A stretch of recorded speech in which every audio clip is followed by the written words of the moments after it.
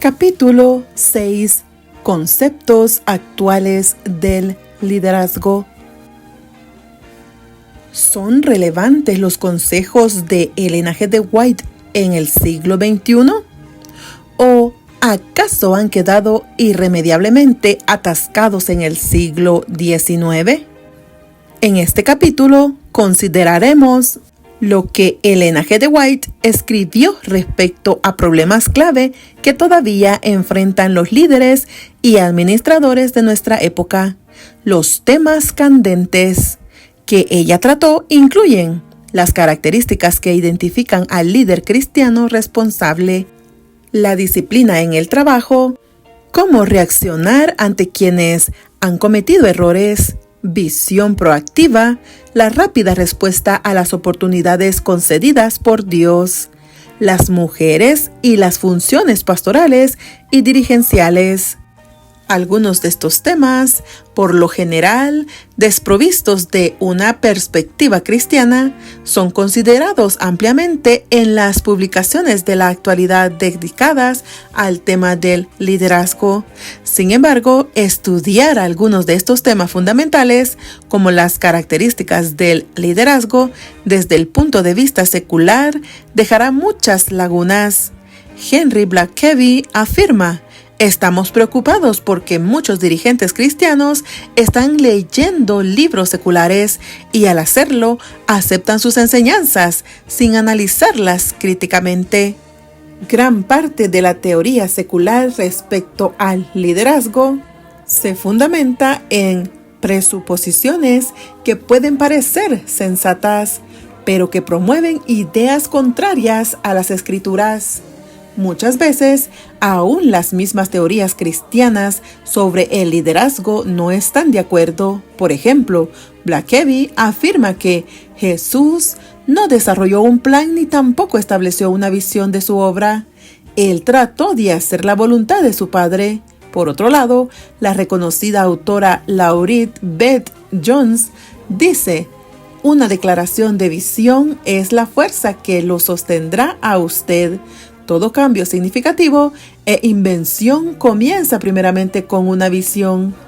Ellen G. White ofrece una tercera alternativa cuando propone identificar una visión combinada con la decisión de someter todos tus planes a él para ponerlos en práctica o abandonarlos según te lo indique su providencia. Esta visión flexible también se refleja en la obra de Cotter. Por tanto, hemos de considerar el consejo que Ellen G. White dio a los dirigentes en relación con aspectos críticos que enfrentamos hoy. Descubriremos las características del liderazgo y de los administradores que Ellen G. White consideraba como imprescindibles. También identificaremos algunos principios de liderazgo adicional basados en la Biblia que trascienden el tiempo y el espacio. Luego, iremos al terreno práctico para ver cómo el ejemplo de Ellen G. White y sus consejos nos ayudan a diferenciar actitudes conflictivas respecto al papel de las mujeres en puestos de liderazgo.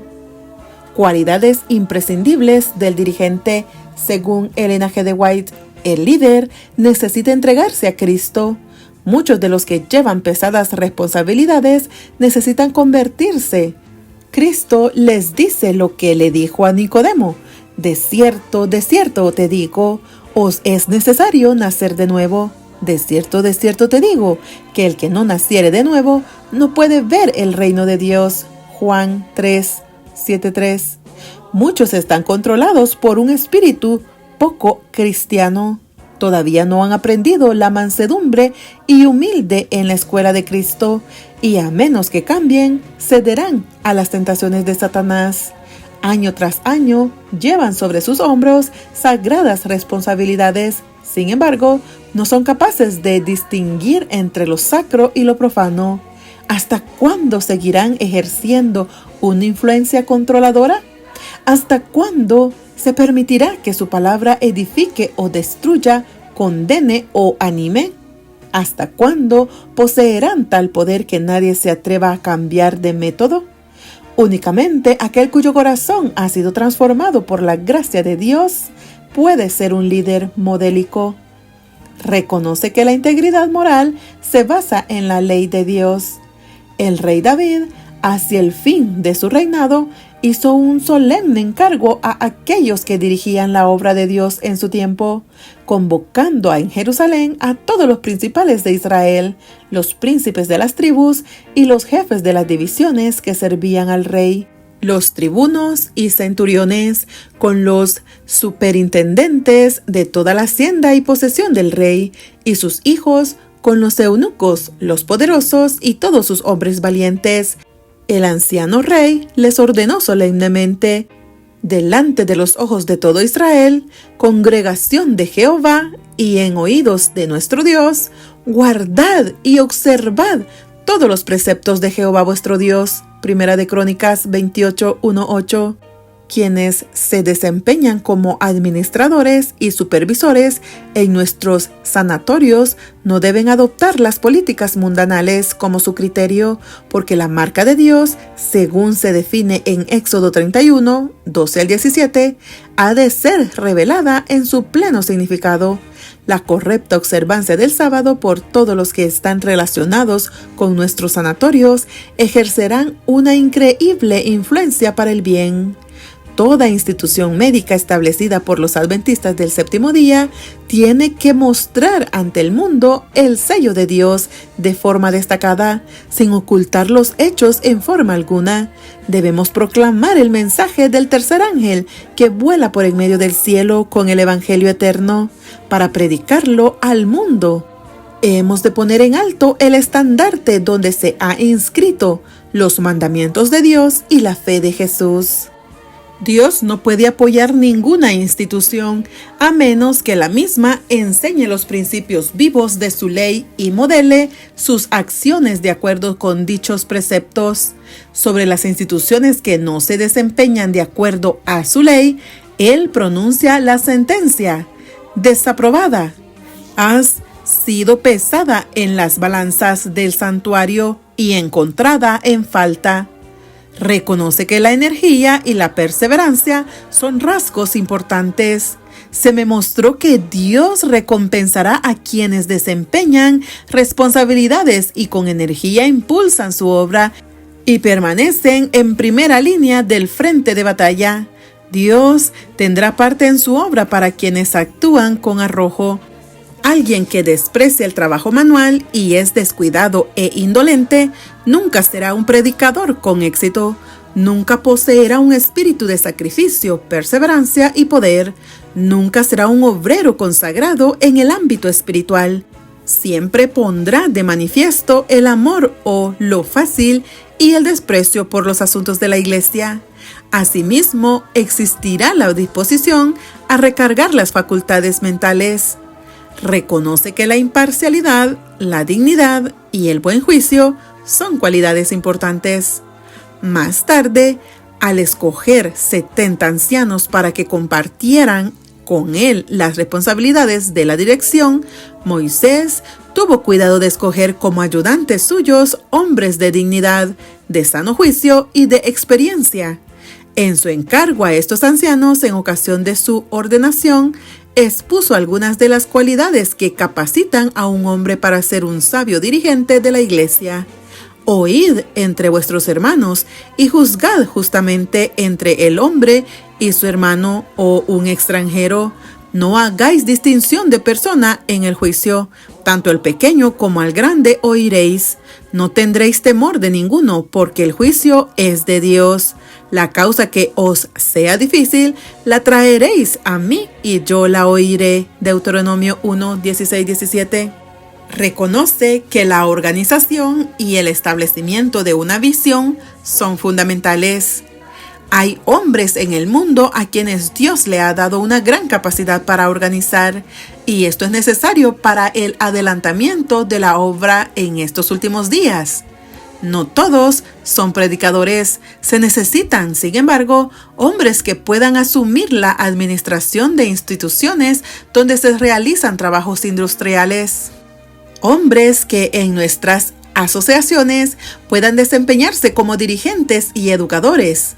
Dios necesita hombres que sean visionarios, que vean lo que necesita hacerse. Hombres que puedan servir como financistas fieles, hombres que se mantengan firmes como una roca a los principios en la crisis actual y frente a los peligros futuros que puedan surgir. Cree que las credenciales divinas y el respeto a los demás son rasgos importantes. No puede ponerse ninguna confianza en el juicio de los que se complacen en ridiculizar y representar falsamente. Ningún peso puede asignarse a su consejo o resolución.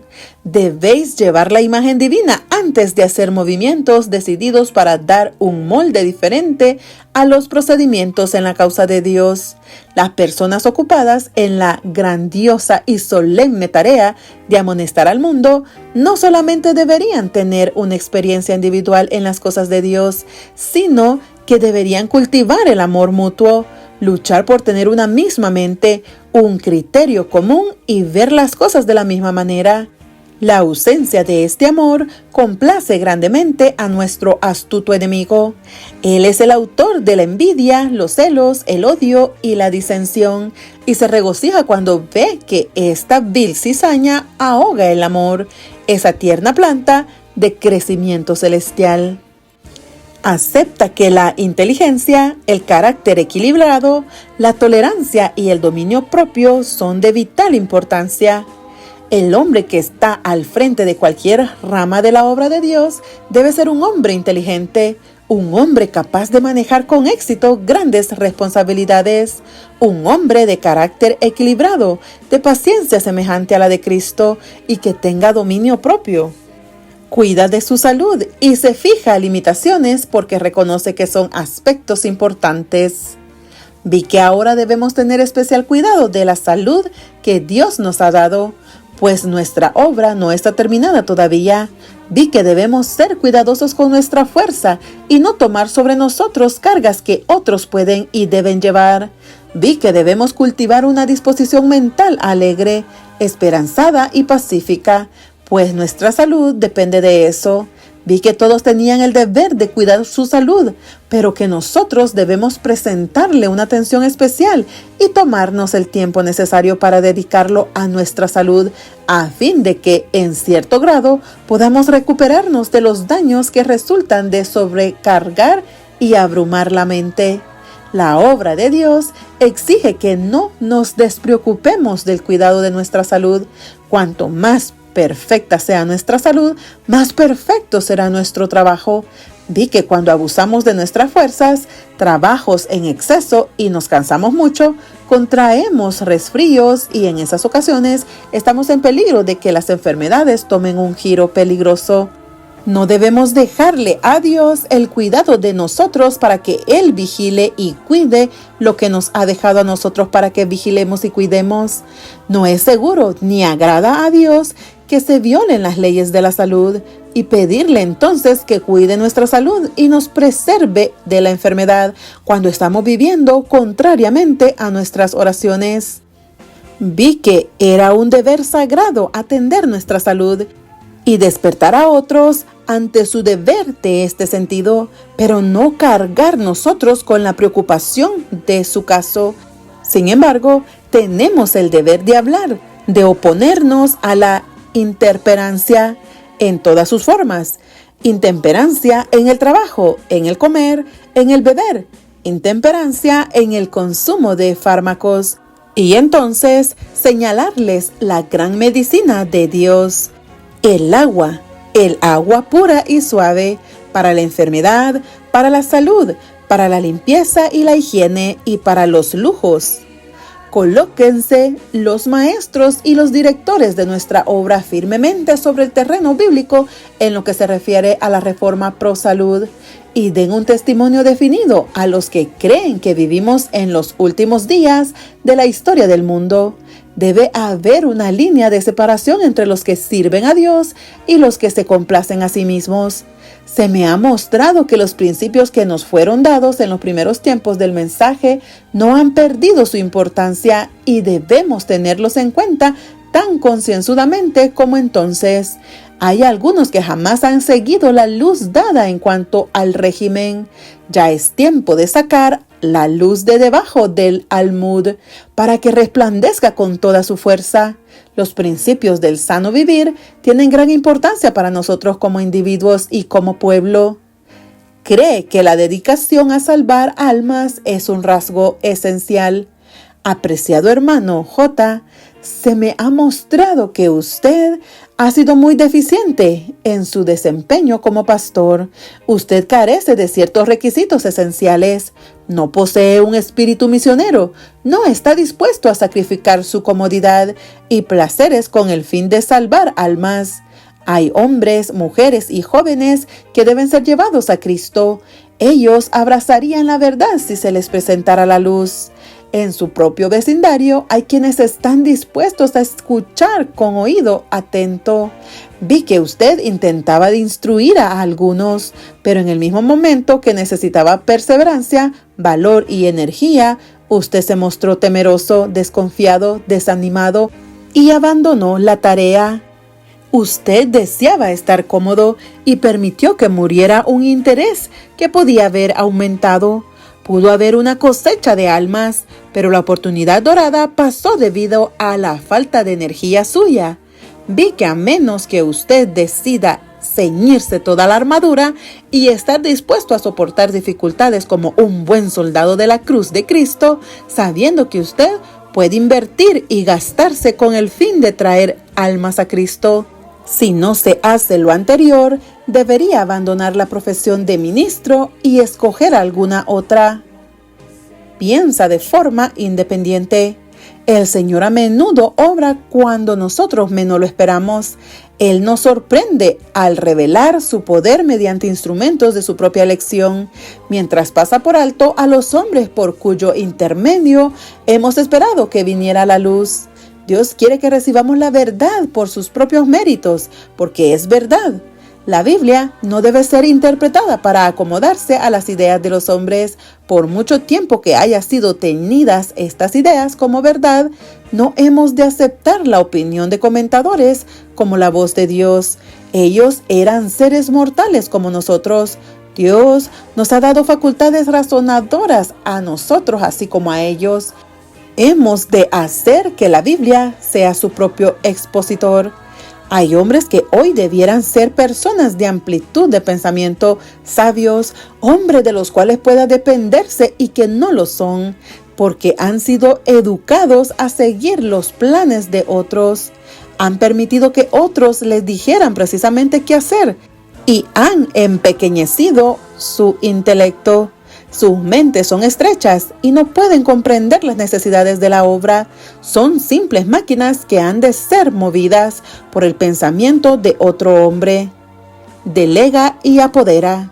Ahora bien, no penséis que estos hombres que siguen vuestras ideas son los únicos en quienes puede confiarse. A veces habéis pensado que porque ellos realizan vuestra voluntad al pie de la letra, eran los únicos de quienes podíais depender. Si alguien ha ejercido su propio juicio y ha diferido de vosotros, os habéis separado de él, como una persona en quien no podáis confiar. Quitad vuestras manos de la obra y no la tengáis tan firmemente asida. Tú no eres el único hombre a quien Dios usará. Dad al Señor lugar para que utilice los talentos que Él ha confiado a los hombres, para que la causa pueda crecer. Dad al Señor la oportunidad de usar las mentes de los hombres. Estamos perdiendo mucho por nuestras ideas y nuestros planes estrechos. No interrumpáis el camino del progreso de la obra, mas permitid que el Señor obre por medio de quienes Él quiera. Educad, animad a los jóvenes a pensar y a actuar, a proyectar y a planear, a fin de que tengamos una multitud de consejeros. Los dirigentes del pueblo de Dios deben precaverse contra el peligro de condenar los métodos de los obreros que sean inducidos individualmente por el Señor a hacer una obra especial que muy pocos están preparados para hacer. Sean los hermanos que llevan responsabilidades lentos para criticar cualquier actuación que no armonice perfectamente con sus métodos de labor. Nunca deben suponer que todo plan debe reflejar su propia personalidad.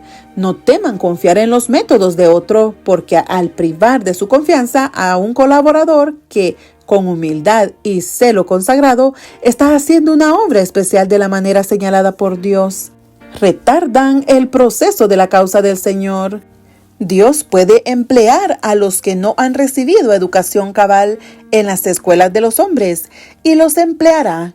Dudar de su poder para hacer esto es manifestar incredulidad, es limitar el poder omnipotente de aquel para quien nada es imposible. Ojalá que se vea menos de esta cautela desconfiada e inoportuna. Deja sin uso muchas fuerzas de la Iglesia, cierra el camino de modo que el Espíritu Santo no pueda emplear a los hombres, mantiene en la ociosidad a los que anhelan dedicarse a las actividades de Cristo, disuade de entrar en la obra a muchos que llegarían a ser obreros eficientes con Dios si se les diera una oportunidad justa.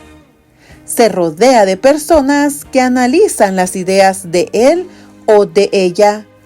¿Cómo sufre mi corazón al ver a presidentes de asociaciones que asumen la responsabilidad de seleccionar a aquellos a quienes pueden amoldar para trabajar con ellos en el campo? Eligen a quienes no diferirán de ellos, sino que actuarán meramente como máquinas. Ningún presidente tiene derecho alguno de hacer esto. Nuestros hombres más responsables han hecho algunos planes no sabios y los han realizado porque pensaban que sus planes eran perfectos. Han necesitado la intervención de otros elementos que poseyeran mente y carácter. Debían haberse asociado con otros hombres que podían ver las cosas desde un punto de vista completamente distinto. Así los habrían ayudado en sus planes. Aprende y crece de los errores y permite que se produzca un crecimiento semejante en los demás. Usted, hermano A, ha tenido fuerza para llevar algunas responsabilidades. Dios ha aceptado sus labores enérgicas y bendecido sus esfuerzos. Ha cometido algunos errores, pero debido a algunos fracasos en ninguna manera debiera interpretar mal su capacidad ni desconfiar de la fuerza que puede encontrar en Dios. No ha estado dispuesto y listo para asumir responsabilidades. Se inclina naturalmente a rehuirlas y a elegir un puesto más fácil, a escribir y ejercitar donde no están implicados intereses especiales o vitales. Usted cometió un error al depender de mi esposo para que le diga qué hacer. Esa no es la obra que Dios le ha dado a mi esposo. Usted debería investigar qué debe hacer y levantar usted mismo las cargas desagradables. Dios lo bendecirá si así lo hace. Debiera llevar responsabilidades vinculadas con la obra de Dios, de acuerdo con su mejor juicio, pero debe estar en guardia, no sea que su juicio sea influenciado por las opiniones de otros. Si es evidente que ha cometido errores, es un privilegio el convertir esos fracasos en victorias, evitando de hacer lo mismo en el futuro. Al decírsele qué hacer, usted nunca obtendrá la experiencia necesaria para ningún puesto importante. Lo mismo se aplica a todos los que están ocupando diferentes puestos de confianza en las diversas oficinas en Battle Creek. No se les debe instar y mimar y ayudar a cada paso, porque esto no hará hombres competentes para cargos importantes. Son los obstáculos los que hacen fuertes a los hombres, no son las ayudas, sino las dificultades, los conflictos, los desaires, los que les dan a los hombres fibra moral. Demasiadas comodidades y el evitar responsabilidades han hecho debiluchos y enanos a aquellos que debieran ser hombres responsables, de poder moral y de fuertes músculos espirituales. Dejad que otros hagan planes y si fracasan en algunas cosas, no lo toméis como una evidencia de que están incapacitados para ser pensadores. Nuestros hombres más responsables han tenido que aprender por una larga disciplina cómo usar su juicio. En algunas cosas han revelado que su obra podía haber sido mejor. El hecho de que los hombres cometan errores no es razón por la cual los consideremos incapaces de ser cuidadosos. Los que creen que sus métodos son perfectos, aún ahora en graves desatinos, pero otros no los advierten, presentan su éxito, pero sus errores no aparecen. Sed pues bondadosos y considerados para con todos los hombres que entran concienzudamente en el campo como obreros para el maestro. Acepta consejos. Son aquellos que aceptan las amonestaciones y palabras de caución que les son dirigidas, los que andan por caminos seguros. No se rinden los hombres al ardiente deseo de llegar a ser grandes directores o al deseo de idear independientemente y trazar planes para ellos mismos y para la obra de Dios. Es fácil para el enemigo trabajar por medio de algunas personas que, teniendo necesidad de consejo ellos mismos, a cada paso asumen la custodia de las almas sin haber aprendido la humildad de Cristo. Estos necesitan consejo de parte de aquel que dice: venid a mí, todos los que estáis trabajados y cargados. Nuestros ministros y dirigentes deben darse cuenta de la necesidad de consultar con sus hermanos que han estado largo tiempo en la obra y que han obtenido una profunda experiencia en los caminos del Señor. La disposición de algunos a cerrarse y creerse competentes para planear y ejecutar de acuerdo con su propio juicio y sus preferencias los coloca en apuros. Tal forma independiente de actuar no es correcta y no debe ser seguida. Los ministros y maestros de nuestras asociaciones han de trabajar unidamente con sus hermanos de experiencia, pidiéndoles su consejo y prestando atención al mismo. El trato con los que yerran. Recibe ayuda de parte de los ángeles al disciplinar con amor. Los ángeles observan con intenso interés para ver cómo trata el hombre a sus semejantes. Cuando ven que alguien manifiesta la simpatía de Cristo por el errante, se apresuran a ir a su lado y traen a su memoria las palabras que deben hablar y que serán como pan de vida para el alma. Así Dios, pues, suplirá todo lo que os falta, conforme a sus riquezas en gloria en Cristo Jesús. Él hará que vuestro testimonio, con su sinceridad y su verdad, sea poderoso con el poder de la vida venidera. La palabra del Señor será en vuestros labios, cual verdad y justicia. Afirma que hay esperanza en Jesús para quienes han errado. No demos al que yerra ocasión de desanimarse. No permitamos que haya una dureza farisaica que haga daño a nuestro hermano. No se levante en la mente o en el corazón un amargo desprecio. No se manifieste en la voz un dejo de escarnio. Si hablas una palabra tuya, si adoptas una actitud de indiferencia o muestras sospecha o desconfianza, esto puede provocar la ruina de un alma. El que yerra necesita un hermano que posea el corazón del hermano mayor, lleno de simpatía para tocar su corazón humano. Sienta él el fuerte apretón de una mano de simpatía y oiga el susurro: oremos. Dios les dará a ambos una rica experiencia. La oración nos une mutuamente y con Dios. La oración trae a Jesús a nuestro lado y da al alma desfalleciente y perpleja nueva energía para vencer al mundo, a la carne y al demonio. La oración aparta los ataques de Satanás. A ningún hombre le ha sido señalada la obra de ser un gobernante sobre sus semejantes. Cada hombre ha de llevar su propia carga. Él puede hablar palabras de ánimo, fe y esperanza a sus compañeros en la obra. Puede ayudarlos a llevar sus propias cargas, sugiriéndoles métodos mejores de trabajo, pero en ningún caso ha de desanimarlos y debilitarlos para que el enemigo obtenga una ventaja sobre sus mentes, una ventaja que a su tiempo reaccionará sobre él mismo. Acepta que quien corrige a los demás con ira o impaciencia debe ser despedido de su empleo. Un cristiano es alguien semejante a Cristo, Por la misma razón que él asume serias responsabilidades, piensa que es degradante actuar en forma opresiva. Si los que dirigen no poseen dominio propio, se colocan por debajo de los siervos. Dios espera que el mayordomo a quien él honra debe representar al maestro. Si un dirigente puede ser un ejemplo de paciencia, de bondad, de amor misericordioso, de honradez y del desprendimiento de Cristo, si olvida que es tan solo un siervo y se exalta a sí mismo, sería conveniente que fuera sustituido. Necesita con urgencia ser amonestado y reprendido ocasionalmente. Cuando hay hombres en la iglesia que aman a las riquezas más que a la justicia y que están dispuestos a aprovecharse de sus prójimos mediante negocios injustos, ¿no habremos de protestar?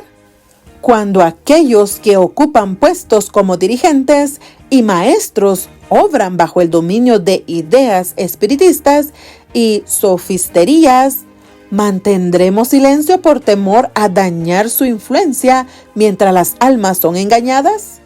Satanás utilizará todo medio a su alcance para hacer que las almas se cieguen y duden respecto a la obra de la iglesia, respecto a la palabra de Dios y respecto a las palabras de advertencia que Él ha enviado a través de los testimonios de su Espíritu con el fin de proteger su pequeño rebaño de las acechanzas del enemigo.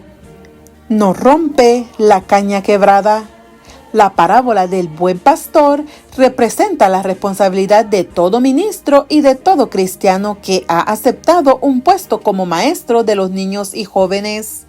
La oveja que se extravió del redil no fue seguida con palabras duras y látigo, sino con atrayentes invitaciones a volver.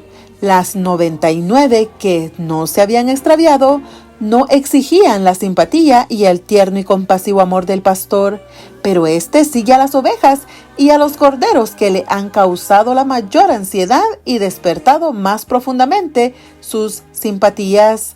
Deja el resto de las ovejas y dedica todas sus energías a hallar a la que se había perdido. Se interesa genuinamente en los que yerran. Manifestad un espíritu tierno y misericordioso a los que yerran. Acercaos a los corazones. Nunca utiliza palabras sarcásticas cuando reacciona ante un desempeño poco satisfactorio. Cuando en vuestros discursos denunciáis con amargo sarcasmo lo que queréis condenar, a veces ofendéis a vuestros oyentes y sus oídos son desviados para no oíros más. Evitad cuidadosamente en el discurso toda severidad que pueda ofender a aquellos a quienes deseáis salvar del error, porque será difícil vencer los sentimientos de antagonismo así despertados. Trata a los que yerran con pleno conocimiento de que Jesús murió por ellos. No olvidemos que tratamos con almas que Cristo ha comprado a un costo infinito para Él. Digámosle al que yerra: Dios te ama, Dios murió por ti.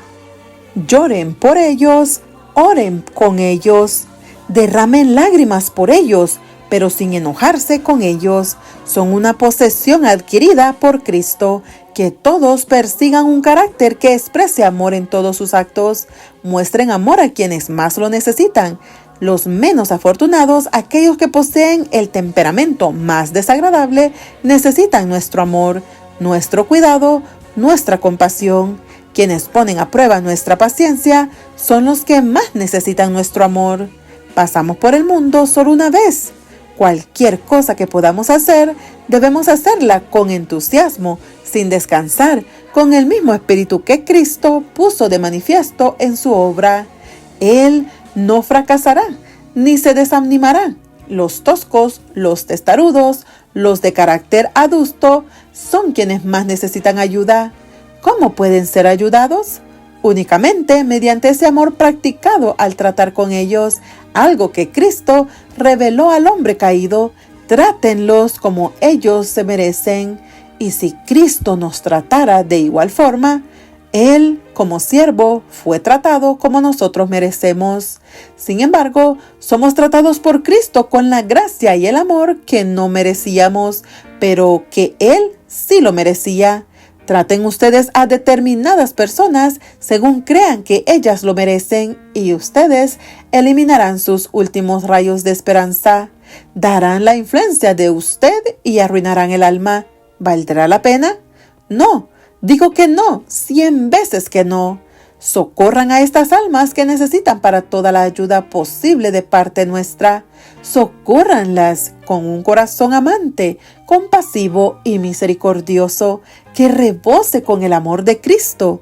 Si lo hacen ustedes, salvarán un alma de la muerte y cubrirán multitudes de pecados. ¿No será mejor que intentemos utilizar el método del amor? Trata a quienes están en error como desearía que lo trataran a él o a ella.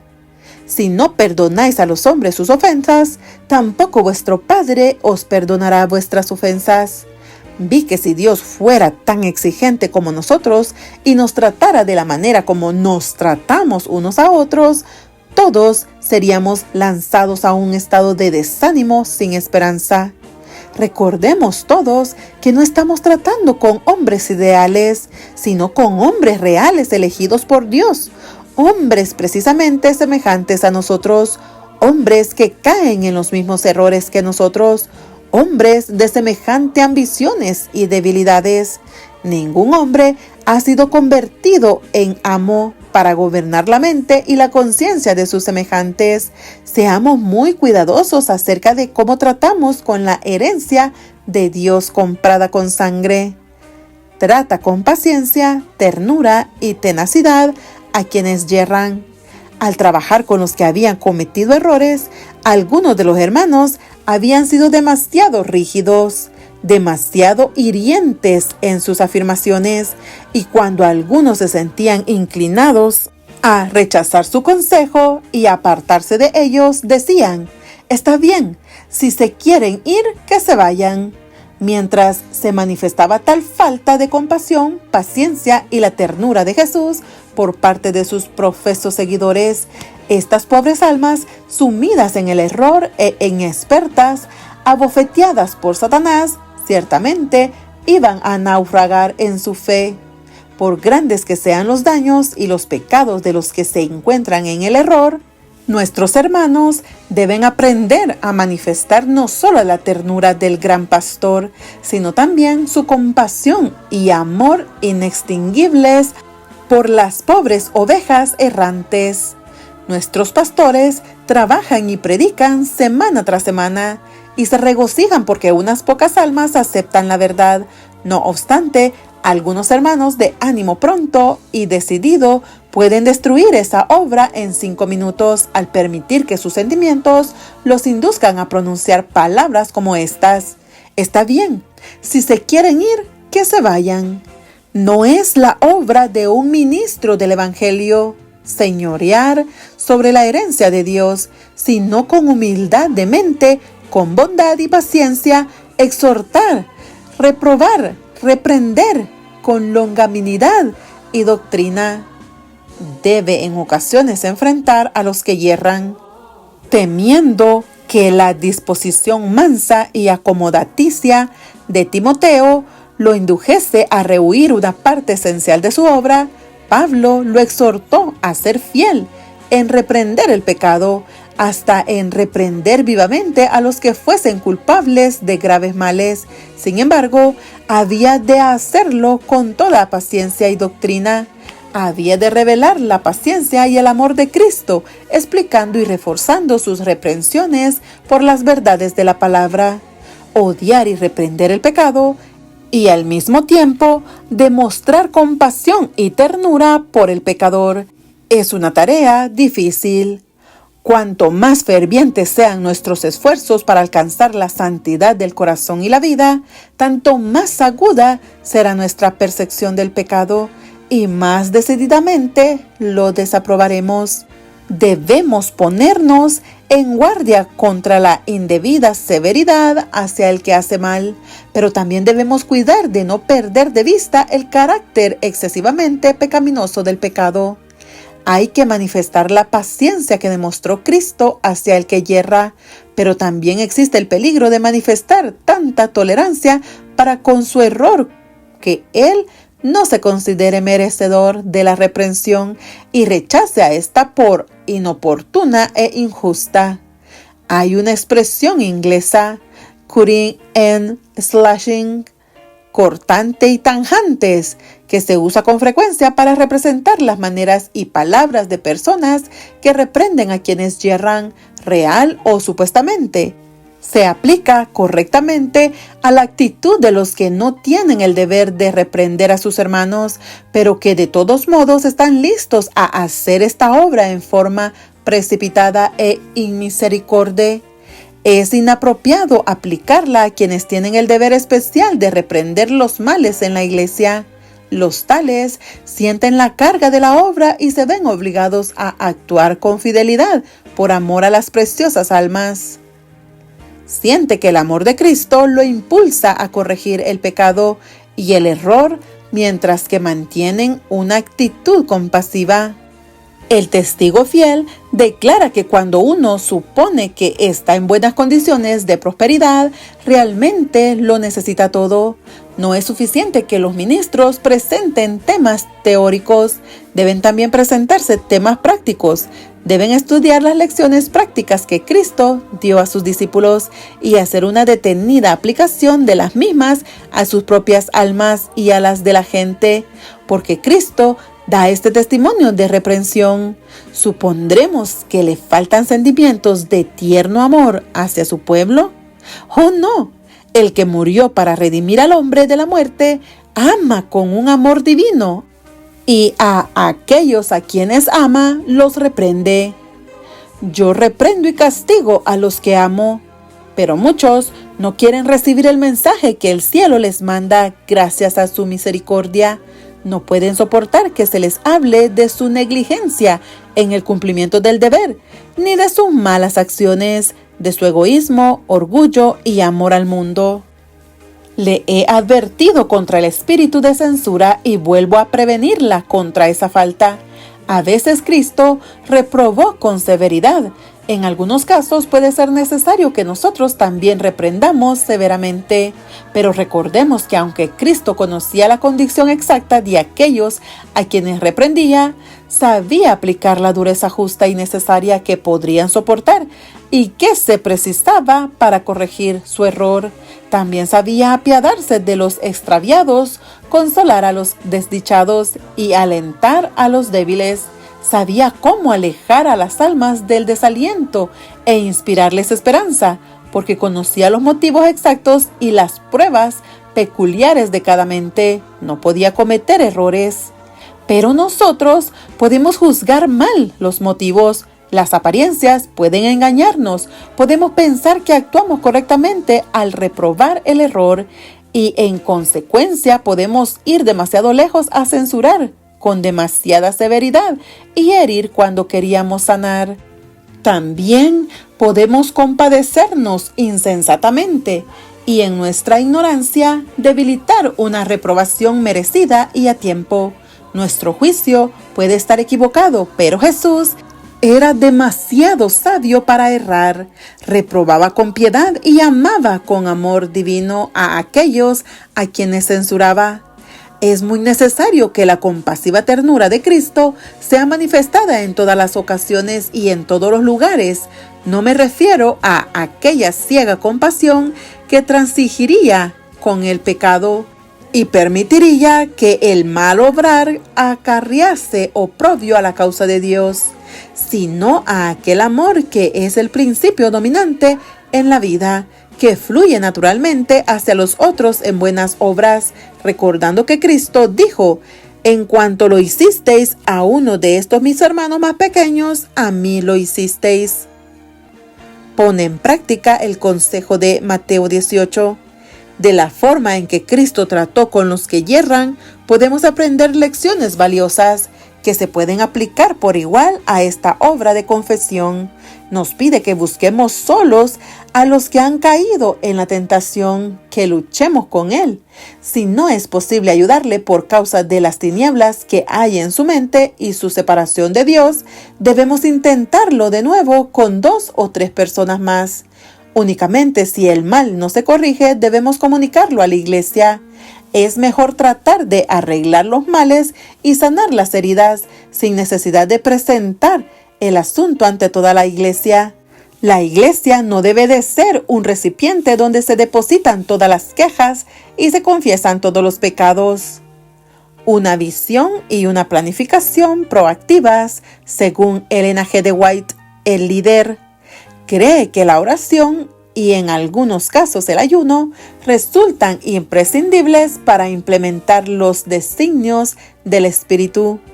Los apóstoles reunieron a los fieles en asamblea e, inspirados por el Espíritu Santo, expusieron un plan para la mejor organización de todas las fuerzas vivas de la iglesia.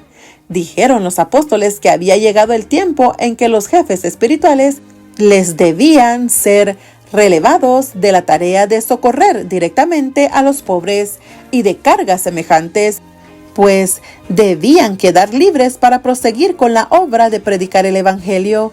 Así que dijeron: buscad pues, hermanos, de entre vosotros 7 hombres de buen testimonio, llenos del Espíritu Santo y de sabiduría, a quienes encargaremos de este trabajo. Nosotros persistiremos en la oración y en el ministerio de la palabra. Siguieron los fieles este consejo y por oración e imposición de manos fueron escogidos solemnemente 7 hombres para el oficio de diáconos. Pero si los administradores de una asociación llevan con éxito las cargas puestas sobre ellos, deben orar, deben creer, deben esperar que Dios lo use como agentes suyos para conservar a las iglesias de la asociación en buena condición. Esta es la parte que deben cultivar en la viña. Deben haber mucho más responsabilidad personal, mucho más pensamiento y planteamiento, mucho más poder mental en la labor que se realiza por el maestro. Esto aumentaría la capacidad de la mente y daría percepciones más agudas en cuanto a qué hacer y cómo hacerlo. Hermanos, tendréis que luchar con dificultades, llevar cargas, dar consejos, planear y ejecutar, mirando constantemente a Dios para recibir ayuda. Orad y trabajad, trabajad y orad. Como alumnos en la escuela de Cristo, aprended de Jesús. El Señor nos ha dado la promesa, y si alguno de vosotros tiene falta de sabiduría, pídala a Dios, el cual da a todos abundantemente y sin reproche, y le será dada.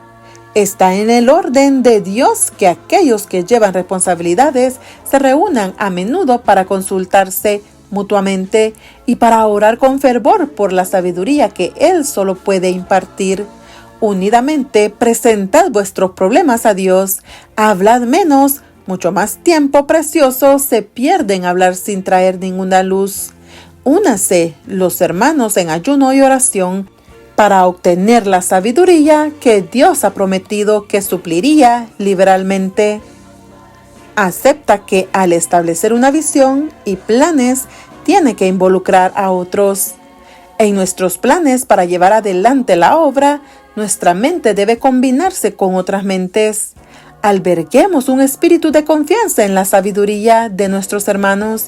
Debemos estar dispuestos a recibir consejo y palabras de cautela de nuestros colaboradores en la causa. Relacionados con el servicio de Dios, debemos comprender individualmente que somos parte de un todo. Debemos buscar sabiduría de Dios, aprendiendo qué significa poseer un espíritu de espera y vigilancia, e ir a nuestro Salvador cuando estamos cansados y deprimidos. Es un error apartarnos de aquellos que no coinciden con nuestras ideas. Esto no inspirará a nuestros hermanos confianza en nuestro juicio. Es nuestro deber consultar con nuestros hermanos y escuchar consejo. Hemos de buscar su consejo y cuando lo dan, No hemos de echarlo a un lado como si fueran nuestros enemigos, a menos que humillemos nuestros corazones ante Dios. No conoceremos su voluntad. Determinémonos a estar unidos con nuestros hermanos. Dios ha puesto este deber sobre nosotros. Alegremos sus corazones siguiendo su consejo y nos haremos fuertes por la influencia que esto nos dará. Además, si creemos que no necesitamos el consejo de nuestros hermanos, cerraremos la puerta de nuestra utilidad como consejeros para ellos. Quiero transmitir a toda iglesia el mensaje de que el hombre no ha de exaltar su propio juicio. La mansedumbre y la humildad de corazón inducirán a los hombres a desear el consejo a cada paso. Y el Señor dirá: «Llevad mi yugo sobre vosotros y aprended de mí». Es nuestro privilegio aprender de Jesús. Pero cuando los hombres, llenos de confianza en sí mismos, piensan que su trabajo consiste en dar consejo en lugar de desear ser aconsejados por sus hermanos experimentados, escucharán voces que los inducirán por senderos extraños. Los ángeles de Dios están en nuestro mundo y los agentes satánicos también están aquí. Se me permite ver la inclinación de ciertas personas a seguir sus propios rasgos de carácter fuerte. Si rehúsan ponerse en el yugo con otros que han tenido larga experiencia en la obra, llegarán a cegarse por la confianza propia, no discerniendo entre lo falso y lo verdadero. No es seguro que tales personas ocupen la posición de dirigentes para seguir su propio juicio y sus planes. La heredad del Señor está constituida por vasos grandes y pequeños. Sin embargo, cada uno tiene una función individual. La mente de un hombre o la mente de 2 hombres o de 3 hombres no deben constituir algo seguro para que todos los sigan. Que todos fijen su vista en Dios, confiando en Él y creyendo plenamente en su poder. Únanse en yugo con Cristo, no con los hombres, porque los hombres no tienen poder para guardarlo a usted para que no caiga. Formula planes con el fin de corregir grandes injusticias. Señor, contempla a este pobre y oprimido pueblo que ha sido despreciado y maltratado por la raza blanca. Coloca en sus almas el aliento de vida espiritual. Concédeles tu Espíritu Santo a quienes irán como mensajeros a este pueblo. No retraigas tu Santo Espíritu de nuestros concilios. Permítenos formular planes y encontrar los medios para esparcir la verdad entre ellos. Cree que la planificación efectiva requiere una amplia visión. Lamento que haya tal sequía de amplitud mental y de capacidad para ver lejos. Sabe delegar la formulación de planes y de una visión en otros con menos experiencia. Los discípulos de Jesús habían llegado a una crisis bajo la sabia dirección de los apóstoles que habían trabajado unidos en el poder del Espíritu Santo. La obra encomendada a los mensajeros del Evangelio se había desarrollado rápidamente. La iglesia estaba ensanchándose de continuo y este aumento de miembros acrecentaba las pesadas cargas de los que ocupaban puestos de responsabilidad. Ningún hombre ni grupo de hombres podría continuar llevando esas cargas por sí mismos sin poner en peligro la futura prosperidad de la iglesia. Se necesitaba una distribución adicional de las responsabilidades que habían sido llevadas tan fielmente por unos pocos durante los primeros días de la iglesia. Los apóstoles debían dar ahora un paso importante en el perfeccionamiento del orden evangélico en la iglesia, colocando sobre otros algunas de las cargas llevadas hasta ahora por ellos. Son solemnes las responsabilidades que descansan sobre aquellos que son llamados a actuar con dirigentes de la iglesia de Dios en la tierra.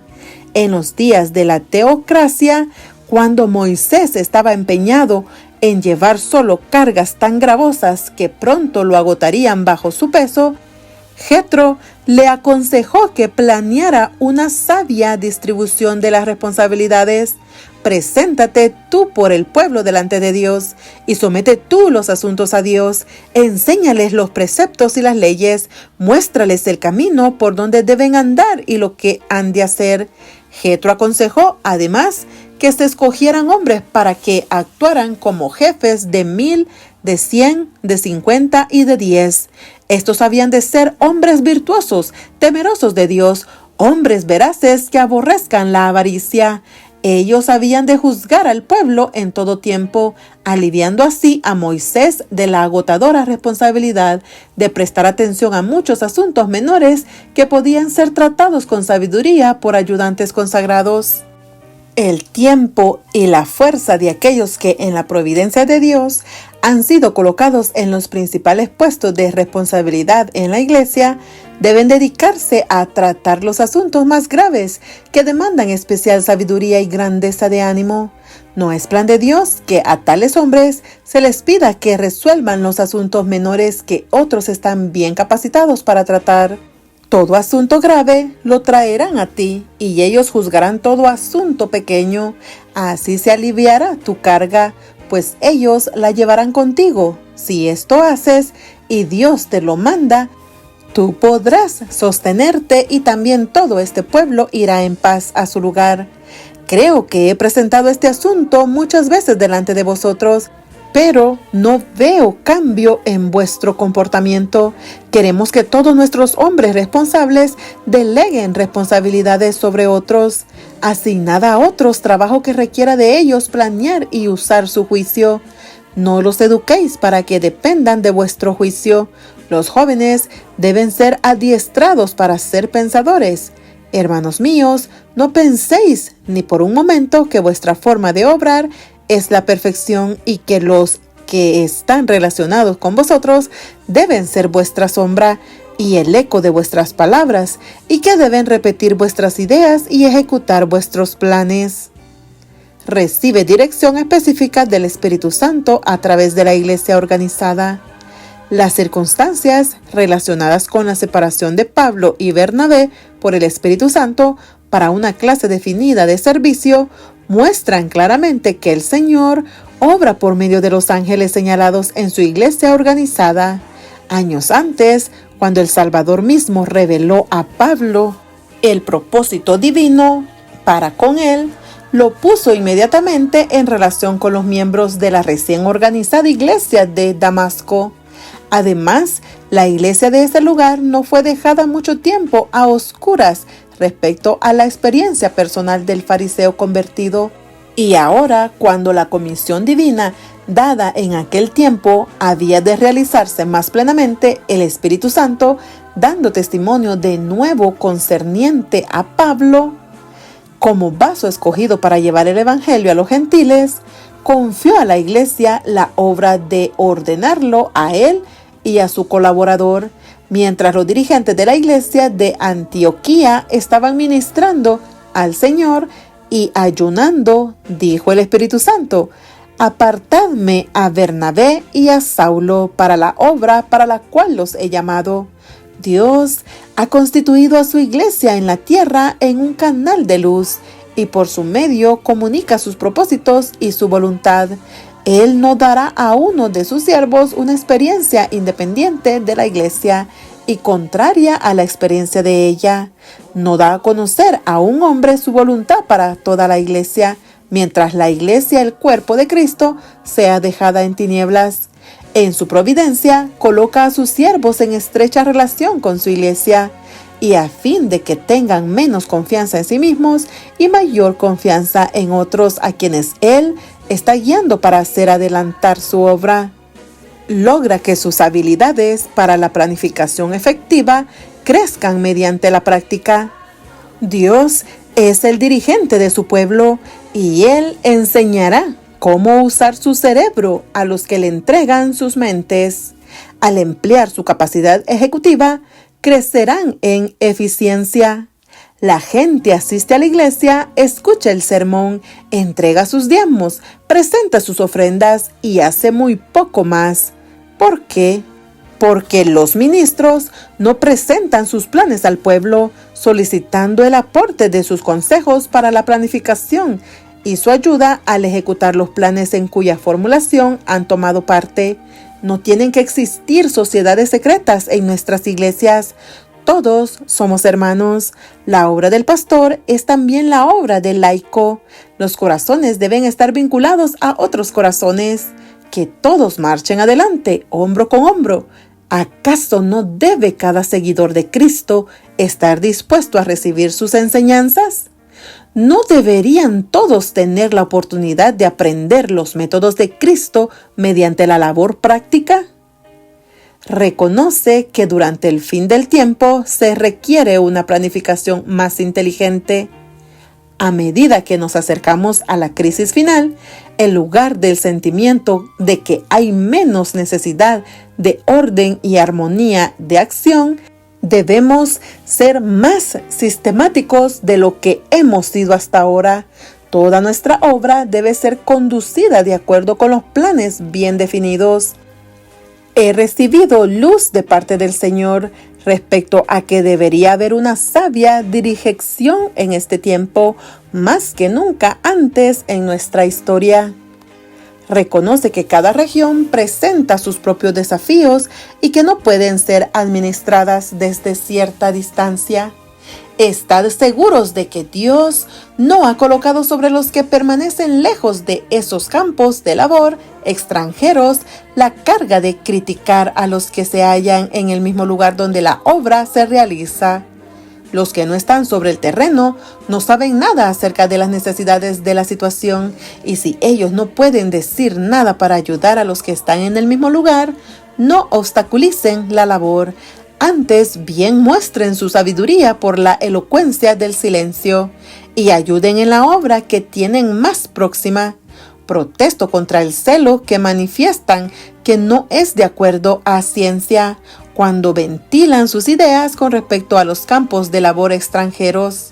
Los hombres que ocupan puestos de responsabilidad deben darle a otros el crédito de tener algún sentido, alguna capacidad de juicio y previsión, y considerarlos como capaces de realizar la obra encomendada a sus manos. Nuestros hermanos dirigentes han cometido un gran error al especificar todas las indicaciones que los obreros deben seguir, y esto ha resultado en una deficiencia, en una falta de espíritu vigilante en los obreros, porque han dependido de otro para todos sus planes y ellos mismos no han tomado ninguna responsabilidad. Si los hombres que han tomado sobre sí esta responsabilidad salieran de nuestras filas o murieran, ¿qué estado de cosas se hallarían en nuestras instituciones? Los hombres dirigentes deben colocar responsabilidades sobre otros y permitirles planear e idear medios y ponerlos en ejecución de manera que puedan obtener experiencia. Dadles unas palabras de consejo cuando sea necesario, pero no les quitéis el trabajo porque pensáis que los hermanos están cometiendo errores. Dios se compadece de su causa cuando la mente de un solo hombre y el plan de un solo hombre son seguidos sin ninguna pregunta. Dios no sería honrado si existiera un estado tal de cosas. Todos nuestros obreros deben tener oportunidad de ejercitar su propio juicio y discreción. Dios ha dado a los hombres talentos que Él se propone que usen.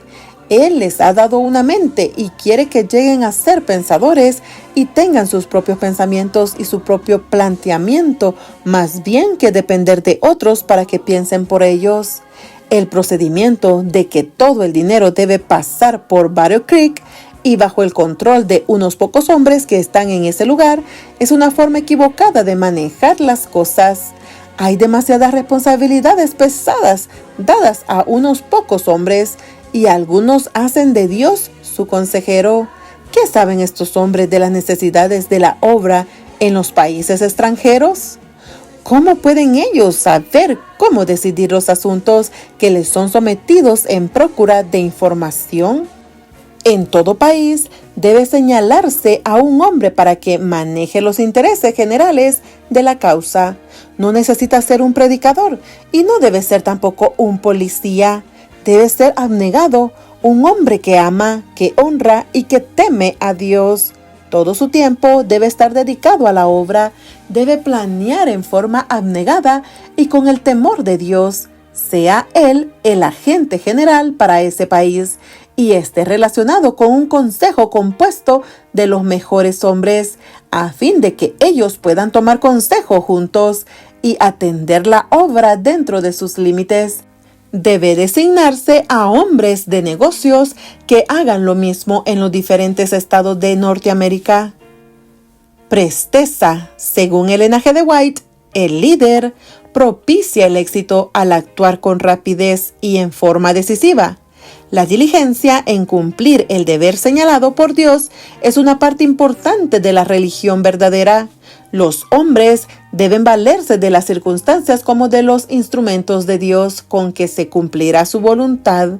Una acción pronta y decisiva en el momento apropiado obtendrá gloriosos triunfos, mientras que la dilación y la negligencia resultarán en fracaso y deshonrarán a Dios. Si los que dirigen en la causa de la verdad no manifiestan celo, si son indiferentes e irresolutos, la iglesia será negligente, indolente y amadora de los placeres, pero si los domina el santo propósito de servir a Dios y a Él solo, su pueblo se mantendrá unido, lleno de esperanza y alerta. Da la cara y corre riesgos. La posición ocupada por mi esposo no es inevitable. Requiere estrecha atención, cuidado y trabajo mental. Requiere el ejercicio de juicio sólido y sabiduría. Requiere abnegación, un corazón dispuesto y una voluntad firme para hacer avanzar las cosas. En esa importante posición, Dios desea tener a un hombre que esté dispuesto a aventurarse y arriesgar algo, que avance firmemente a favor del bien, no importa cuáles sean las consecuencias, que luche contra los obstáculos sin vacilar aunque su vida esté en juego. Enfrenta las circunstancias o renuncia. Vi que usted procuraba instruir a algunos, pero en el mismo momento, cuando necesitaba perseverancia, valor y energía, usted se descorazonaba, se desanimaba, se volvía desconfiado y abandonaba la tarea. Deseaba conservar su propia comodidad y permitía que ese interés, que podría haber aumentado, se disipara. Podría haberse producido una gran ganancia de almas, pero en ese momento la oportunidad de oro pasó por causa de su falta de energía. Vi que a menos que usted se decida a revestirse de toda la armadura y esté dispuesto a sufrir privaciones como buen soldado de la cruz de Cristo y crea que puede gastar y ser desgastado para traer almas al Señor, debería abandonar el ministerio y dedicarse a alguna otra vocación. Su alma no está santificada para hacer la obra, no asume la responsabilidad que implica. Elige una suerte más fácil que la que le está reservada al ministro de Cristo. Él no consideraba que su vida le fuera preciosa, no se complació a sí mismo, sino que vivió en beneficio de los demás. Se anonadó a sí mismo y tomó la forma de siervo. No basta que seamos capaces de presentar los argumentos favorables a nuestra posición delante de la gente. El ministro de Cristo debe poseer un amor inextinguible por las almas, un espíritu de abnegación, de sacrificio propio. Debería estar dispuesto a dar la vida, si fuera necesario, para hacer la obra de salvar a sus semejantes por quienes Cristo murió. Reconoce que perezoso y lento son cualidades negativas. Hermano A, usted es demasiado lento. Debería cultivar las cualidades opuestas. La causa de Dios demanda hombres que puedan ver rápidamente y actuar de forma instantánea en el momento correcto. Si usted espera para medir cada dificultad y pesar cada perplejidad que enfrente, hará muy poco. A cada paso encontrará obstáculos e inconvenientes. Y usted, con firme propósito, debe estar decidido a dominarlos o ellos lo dominarán a usted. Mi hermano, usted necesita cultivar la prontitud. Deseche su manera vacilante, Usted es lento y descuidado para emprender el trabajo y completarlo. Debe abandonar esta manera estrecha de trabajar porque corresponde a un sistema de tiempo equivocado.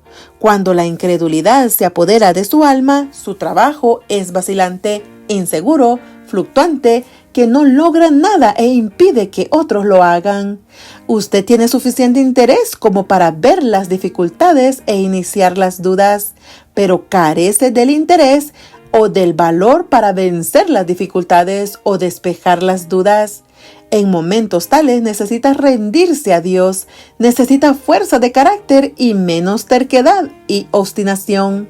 Esa lentitud, esa pereza de acción es uno de los mayores defectos en su carácter y es un impedimento para que llegue a ser útil. Reconoce que las demoras cansan a los ángeles. A veces, maneras y propósitos diversos, modos de operación diferentes en conexión con la obra de Dios están casi a un mismo nivel en la mente, pero es precisamente en este punto donde se necesita el discernimiento más delicado. Y si algo se logra en relación con el propósito fijado, debe hacerse en el momento oportuno. Debería advertirse la más leve inclinación del peso en la balanza y debiera decidirse el asunto inmediatamente. Las largas demoras cansan a los ángeles.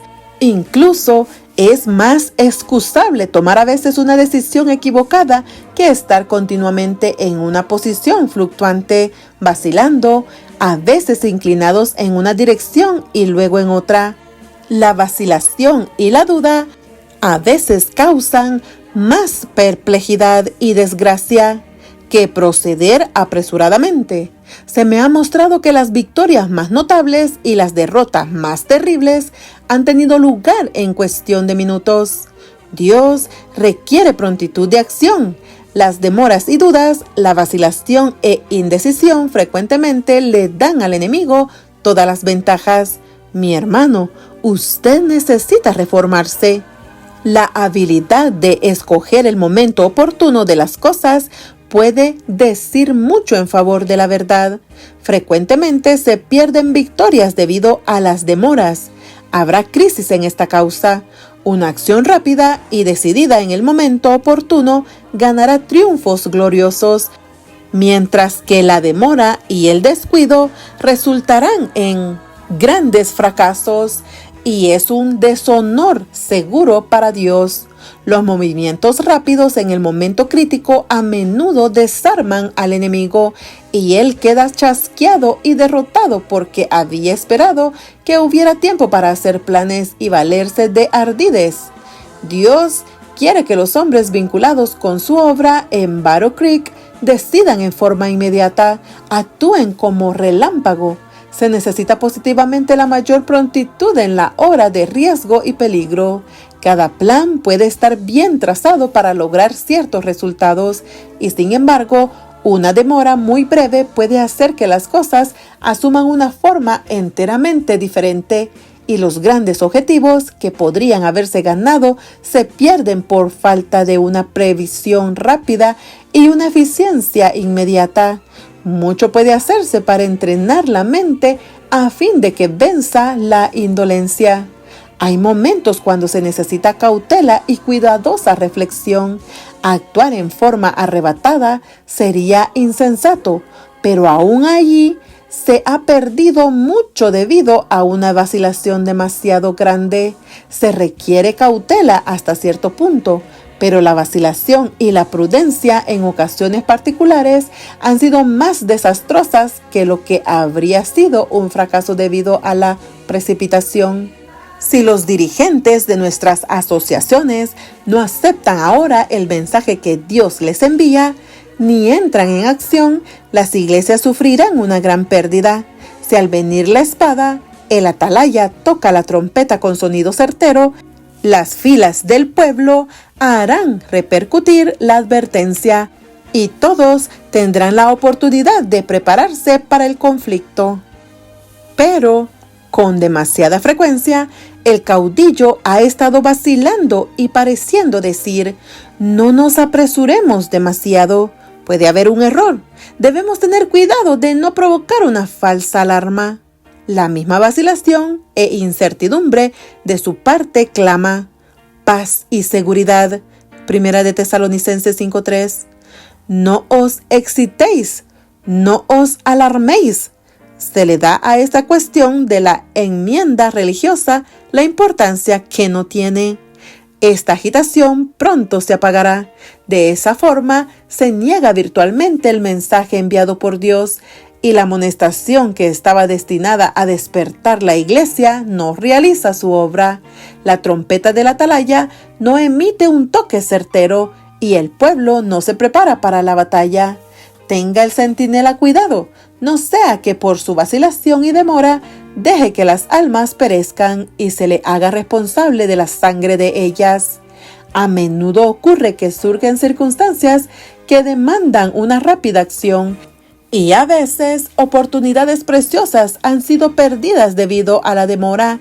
El que debió haber actuado rápidamente sentía que en primer lugar debía consultar a alguien que estaba muy lejos y que no estaba familiarizado con las verdaderas condiciones. Así se ha perdido mucho tiempo en pedir consejo de hombres que no estaban en una posición tal como para dar un consejo sabio.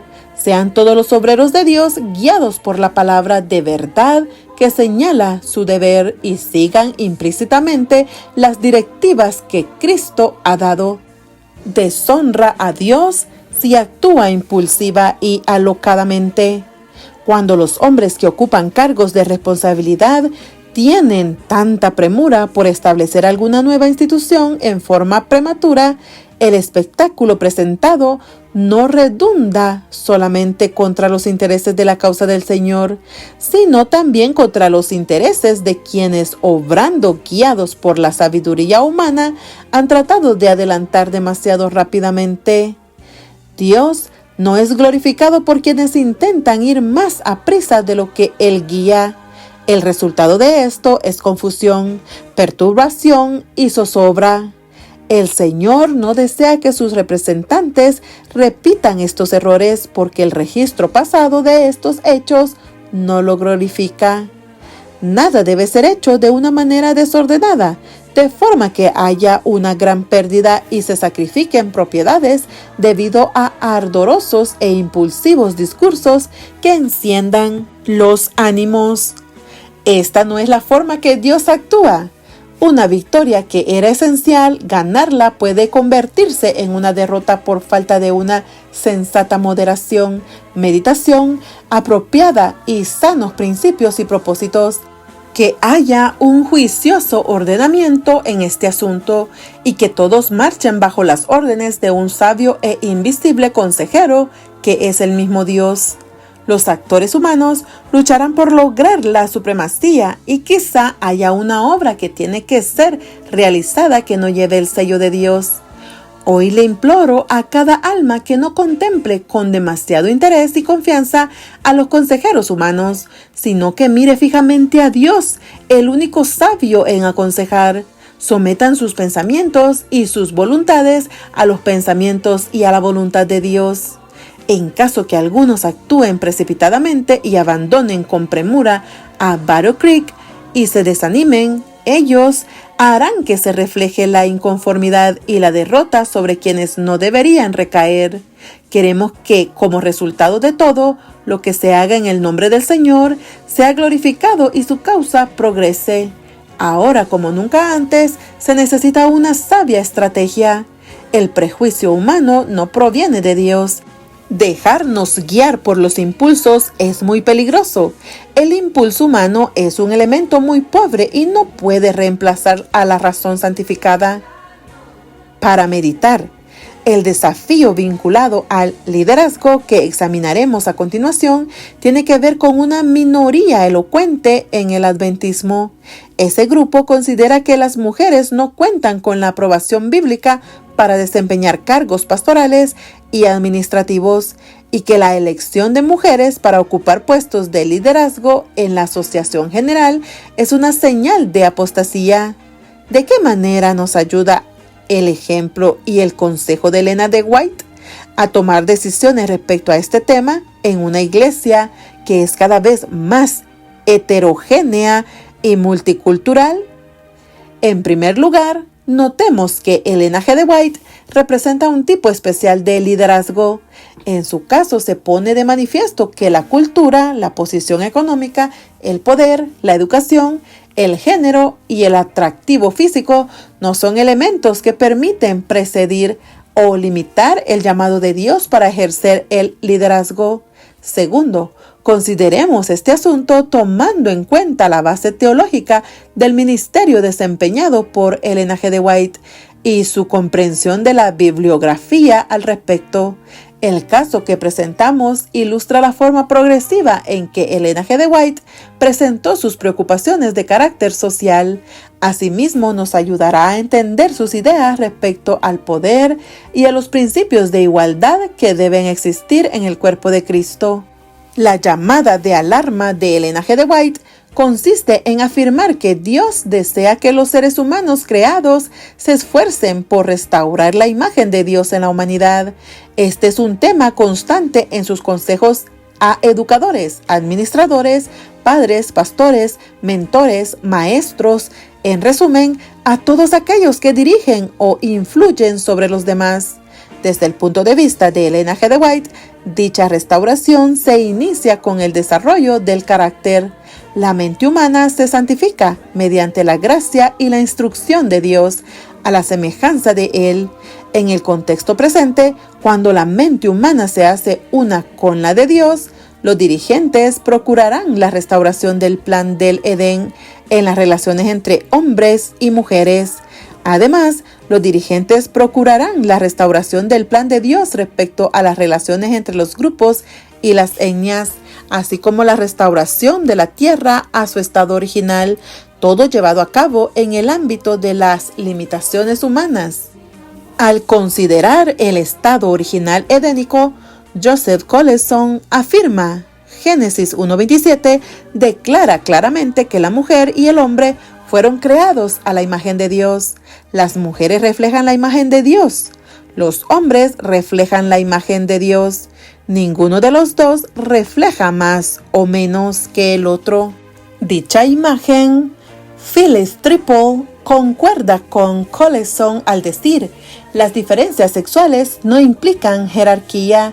La jerarquía se utiliza ocasionalmente para privar a alguna mujer de las oportunidades para encontrar satisfacción al participar en algún aspecto de la vida eclesiástica para el que está preparada. De igual manera, Elena G. de White asumió una posición de igualdad tal y como era en la creación. La mujer debe ocupar el puesto que Dios le concedió originalmente como igual a su esposo. Por tanto, parece evidente en el relato del Génesis que el hombre y la mujer fueron creados en igualdad de condiciones por Dios, sin que existiera un escalafón jerárquico. Quienes se oponen a que las mujeres ocupen cargos de liderazgo o pastorales creen que Dios colocó a Eva en sujeción a Adán como parte de las consecuencias del pecado. Dos palabras clave en este caso son pecado y redención. El pecado es la causa de la sujeción femenina. Mary Hayter afirma: el hombre y la mujer interrumpieron su relación con Dios. Ese pecado lleva a un rompimiento en su relación con toda la creación, incluyendo la relación entre ellos. La gran esperanza para los cristianos adventistas, las buenas nuevas, constituyen el tema de la redención, la restauración de la imagen de Dios en la humanidad. Este concepto es fundamental a fin de entender el tema del gran conflicto en los escritos de Elena G. de White. Tomando en cuenta que la creación original de Dios incluía la igualdad entre los sexos, se podría extrapolar de dicha idea la premisa de que es su voluntad que se presenten las mismas oportunidades en nuestra cultura. Yo continuaría avanzando hacia la idea de que el mismo ideal es parte de mi aceptación del Evangelio. Después de todo, es la pecaminosidad humana la que da inicio y sostiene el prejuicio y las desigualdades entre los sexos. Elena G. de White denuncia el arbitrario ejercicio de autoridad por parte de los dirigentes, al declarar que tal dominación se opone al plan de Dios para su pueblo redimido. Tomando en cuenta que las enseñanzas y la práctica de Jesús y Pablo estaban radicalmente inclinadas a la igualdad, la dominación masculina y la sujeción femenina en la estructura de la iglesia cristiana es un fenómeno postapostólico. Es más, el hombre y la mujer fueron creados en total igualdad, completamente autónomos, interactuantes al complementarse física, espiritual, emocional e intelectualmente. Luego, las palabras de Dios en Génesis 3:16 constituyen ante todo un anuncio, algo descriptivo, no causativo o prescriptivo. El feminismo basado en la Biblia intenta criticar las estructuras opresivas de la sociedad y de la iglesia. El consejo de Ellen G. White a los dirigentes no se opone al feminismo cristiano, si es que dicho feminismo intenta ser independiente en caso de que las circunstancias así lo requieran. Afirma el desarrollo de todo talento para alcanzar el potencial divino. Por tanto, el feminismo cristiano debería incluir un énfasis en la educación, la capacitación y el equilibrio familiar, todo en contraste con aspectos como la posición social, las maniobras sociales, la esclavitud sexual, la consideración de detalles frívolos, en un momento cuando muchas mujeres corren un real peligro de abusos y opresión en las estructuras eclesiásticas. El activismo feminista militante ha dado como resultado que algunos consideren que la supremacía femenina es su objetivo. Sin embargo, el feminismo presentado en la Biblia principalmente intenta alcanzar la igualdad humana, una situación en la que los oprimidos y los opresores, jóvenes y viejos, blancos y negros, se reconcilian en una renovada unidad digna de su iglesia. Este es un concepto que Ellen G. White menciona en varias ocasiones.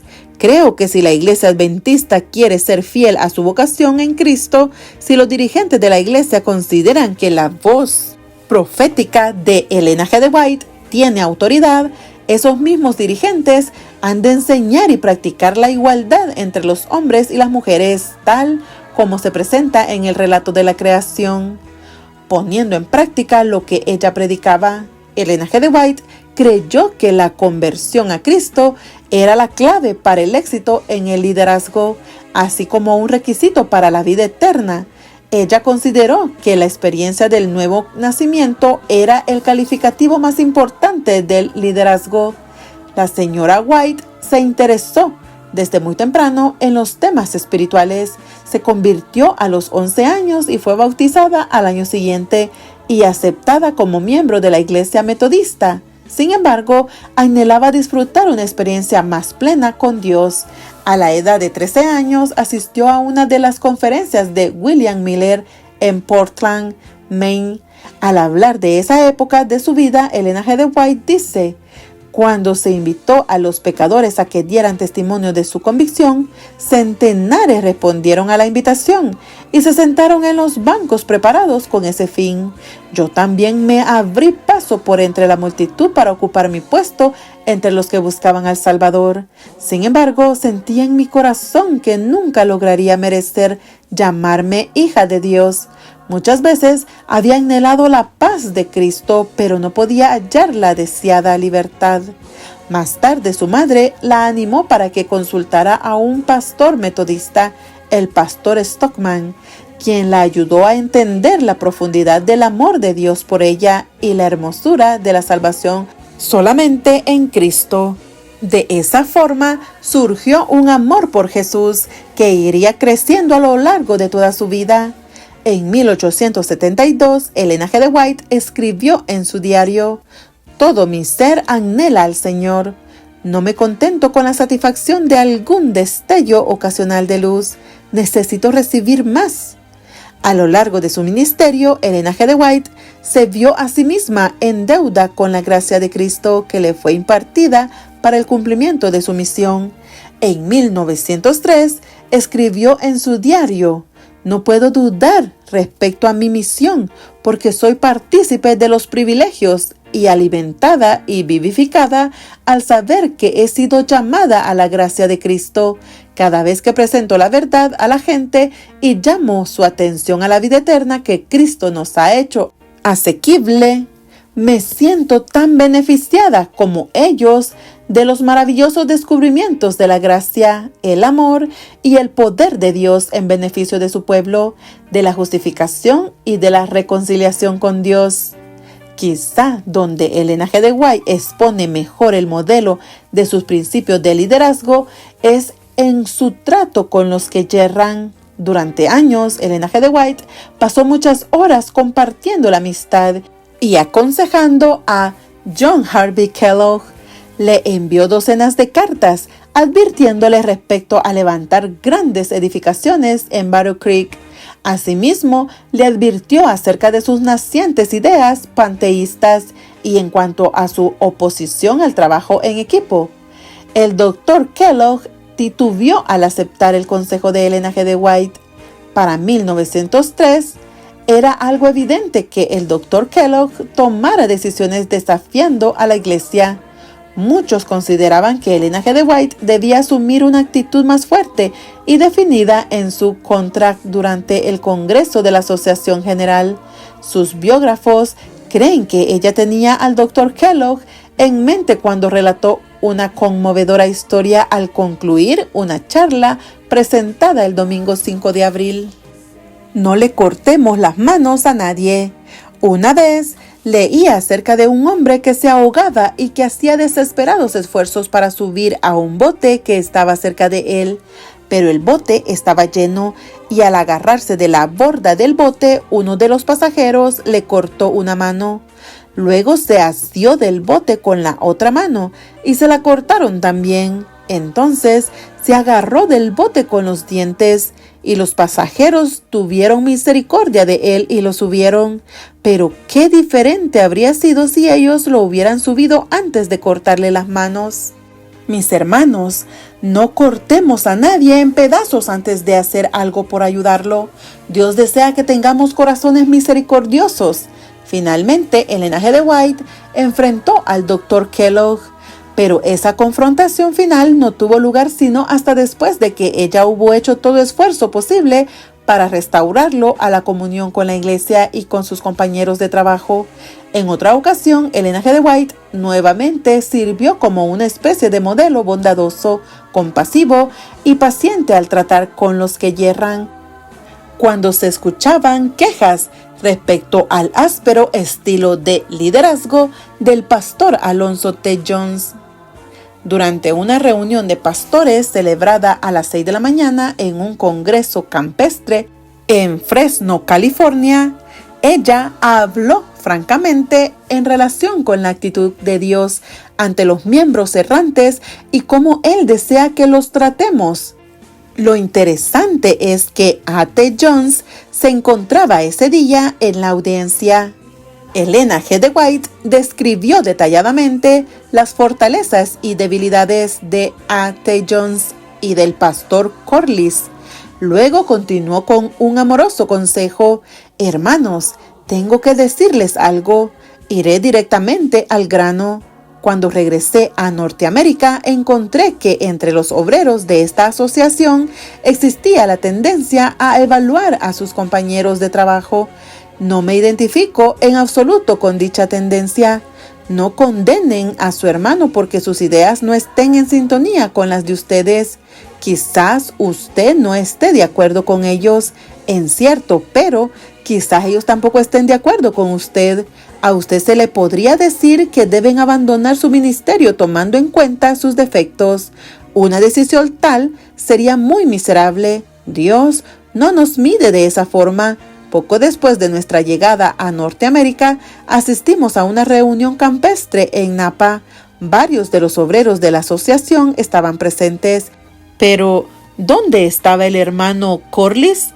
Un buen conocedor de las Escrituras, un hombre que debe ser respetado. Dios aprecia al hermano Corliss. Él no desea que ninguno de nosotros crea que debido a que nuestro hermano puede fallar en ocasiones, Él no es merecedor de nuestro respeto y confianza. A pesar de que el hermano Corliss tiene defectos y comete errores, él no es peor que quienes creen que él no era digno de asistir al Congreso Campestre de Napa en calidad de orador. Ellos necesitan arrepentirse igual que él. Se les podía haber dicho: el que esté libre de pecado, que tire la primera piedra.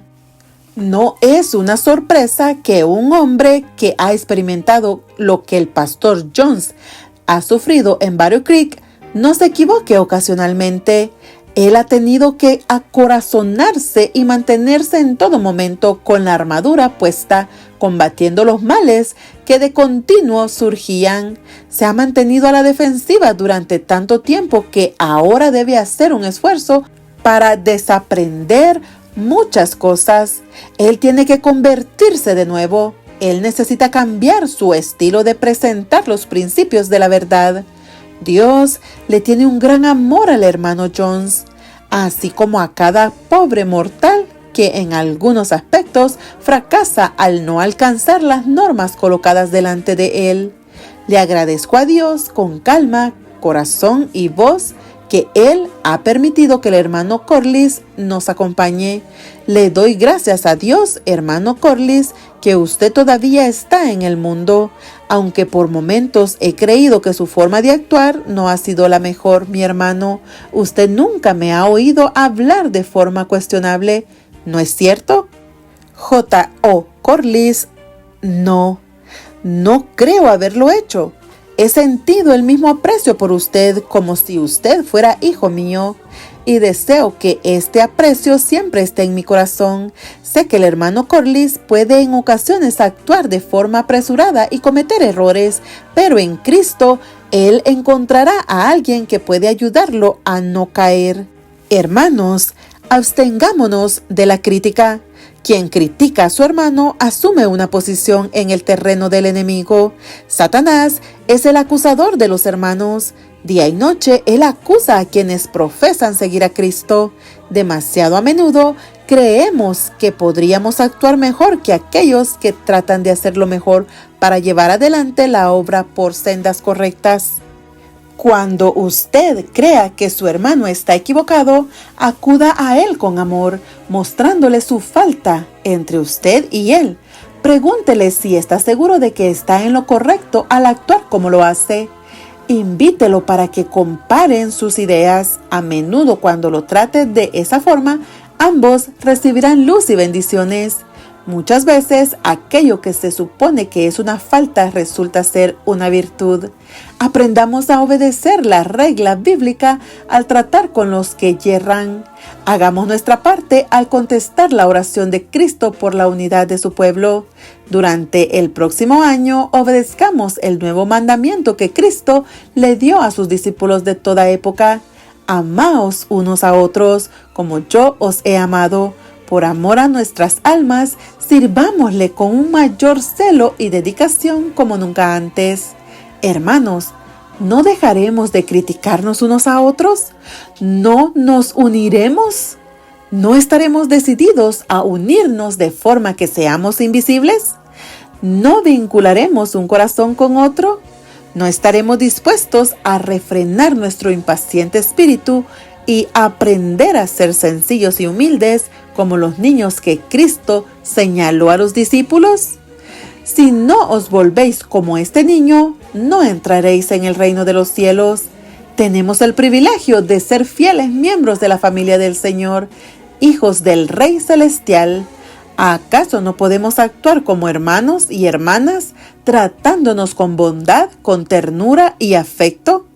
Cristo dice: en esto conocerán que sois mis discípulos, si os amáis los unos a los otros. Recordemos estas palabras.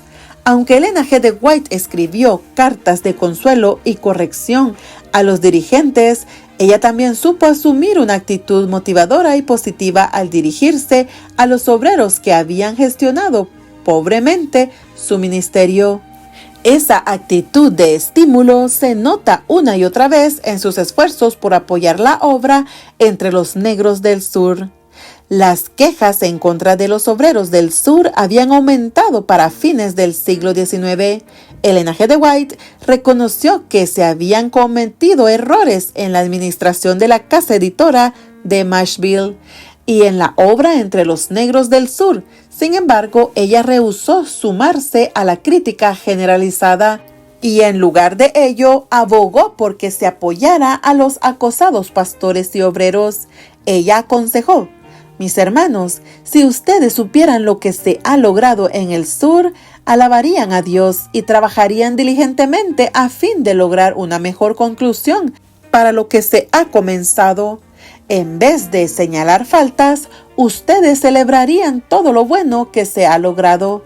Lo que se necesita es el bautismo del Espíritu Santo. La iglesia terrenal ha de convertirse en el atrio del amor santo. Quienes, por decisión del Señor, ocupan cargos de confianza, necesitan aportar la misericordia y el sacrificio abnegado de la gran cabeza de la iglesia. El Señor desea que su pueblo se dedique a la obra que está más cerca de ellos, recordando que cada acto de bondad se identifica con la bondad, la misericordia y el amor de Dios. La comunión cristiana es un medio a través del cual se forma el carácter. De esa manera se expulsa el egoísmo del alma y los hombres y mujeres serán atraídos a Cristo, el gran líder. Así se contesta la oración de Jesús respecto a que sus seguidores sean uno como Él es uno con el Padre. Mis hermanos, ojalá ustedes se relacionen firmemente con el territorio no trabajado del sur del país y trabajen por él celosa e incansablemente. No es necesario que los lugares que ya han sido trabajados acaparen los medios disponibles, abandonando la obra en otros lugares con el fin de presentar planes inconclusos y propósitos incumplidos. Al ustedes viajar de lugar en lugar y escuchar a nuestro pueblo decir que desean ayudar el territorio sureño, cuídense de no disuadirlos. De esa forma despojarán a un territorio del lugar que Dios le ha concedido. No es una sorpresa que Elena G. de White siga el plan que el mismo Cristo presentó en Mateo 18 como un modelo para tratar con los que yerran. Cristo nos dijo claramente cómo debemos tratar con quienes pensamos nos han herido. Por tanto, si tu hermano peca contra ti, ve y repréndelo estando tú y él solos. Si te oye, has ganado a tu hermano. Pero si no te oye, toma aún contigo a uno o dos, para que en boca de 2 o 3 testigos conste toda palabra. Si no los oye a ellos, dilo a la iglesia, y si no oye a la iglesia, tenlo por gentil y publicano. Dejemos de cebarnos en las faltas de demás. Es algo peor que el canibalismo. Dios no podrá bendecir a su pueblo mientras no crea en su palabra ni siga sus métodos. Se requiere una reforma en nuestras iglesias para que la causa de Dios sea liberada de la guerra de la maledicencia. Otra de las fortalezas en el liderazgo de Elena G. de White fue el tener la visión para establecer escuelas, hospitales, sanatorios y casas editoras en los Estados Unidos, en Europa y en Australia. En 1902, ella dirigió a los adventistas una carta maravillosamente premonitoria. Estimulaba la adquisición de propiedades para establecer instituciones médicas o educativas en San Fernando, cerca de San Diego y en Los Ángeles. Después de estimular con urgencia a sus hermanos adventistas para que invirtieran en aquellas propiedades, ella escribió: desde muchos lugares del sur de California, la luz debe brillar para alumbrar a las multitudes. La conocida historia de la iniciativa realizada por Elena G. de White y la rapidez para establecer y su posterior acreditación, lo que habría de convertirse en el Centro Médico de Loma Linda y la Facultad de Medicina, ha sido bien documentada en The Story of Our Hell Message, escrito por D.E. Robinson. Elena G. de White le escribió al pastor Burder, insatisfecha con la falta de diligencia del presidente de la Asociación del Sur de California y su oposición a la compra de la propiedad en Loma Linda. No se desanime si por cualquier razón algo se interpone respecto a sus planes o si de algún modo usted está siendo estorbado, pero confío que jamás tengamos que enfrentar los impedimentos que encontramos en el pasado a causa de la forma como las cosas se han manejado en el sur de California. He visto cómo se observaron todos los principios para retardarlo todo. También he observado el desagrado del Señor al respecto. Si se presenta el mismo espíritu, no estaré dispuesta a mantenerme en silencio como en el pasado. En el informe de la reunión del Consejo celebrada en la capilla del sanatorio en Santa Elena, California, el 22 de junio de 1902, observamos a Elena G. de White mostrando de nuevo una temprana visión proactiva a favor del sanatorio de Sydney, en Australia. Elena G. de White dijo que el dinero de Dios no se debía utilizar en forma localista al amonestar a los administradores del sanatorio de Battle Creek por no compartir sus ganancias con la naciente institución australiana. Aún después de que Elena G. de White describiera una visión en la que Dios le había mostrado lo beneficioso que resultaría establecer institución en determinado lugar, los hermanos en ocasiones todavía actuaron con suma lentitud. Con el fin de motivarlos a la acción, ella enviaría tanto telegramas como cartas urgentes, haría visitas personales a la propiedad en cuestión o aportaría dinero para un pago inicial de su propio peculio. El 12 de junio de 1906, en una entrevista personal en Santa Elena, California, George Irwin le preguntó a Elena G. de White si $55,000 no constituía una inversión algo extravagante para el propuesto sanatorio de Washington. Ella no tan solo apoyó vigorosamente su respaldo a la inversión, sino que dijo: el sanatorio de Washington ya debía haber estado funcionando antes de esa fecha. Elena G. de White, una vez convencida de que determinado proyecto contaba con la aprobación divina, no perdía tiempo alguno en apoyarlo. Ella misma en cierta ocasión dijo que las largas demoras cansan a los ángeles. Elena G. de White exhortó de manera continua a los dirigentes mediante sus palabras y su actuación, discutiendo o sirviendo de modelo en cuanto a las características del liderazgo, respondiendo al error, estableciendo planes, estimulando la prontitud. Los motivó a recordar que nadie puede poner un fundamento diferente del que ya está puesto, que es Jesucristo. 1 Corintios 3:11. Esto continuaría siendo su brújula. Dale like y suscríbete.